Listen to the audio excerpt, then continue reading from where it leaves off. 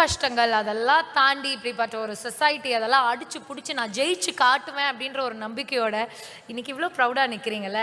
Salute to your hard work and உங்களோட நம்பிக்கைக்கு ஒரு பெரிய பெரிய சல்யூட். Thank you so much. என்ன சொல்லணும்னு ஆசைப்படுறீங்க? முதல்ல தமிழுக்கும் தாய் தந்தைக்கும் முதல் வணக்கம்.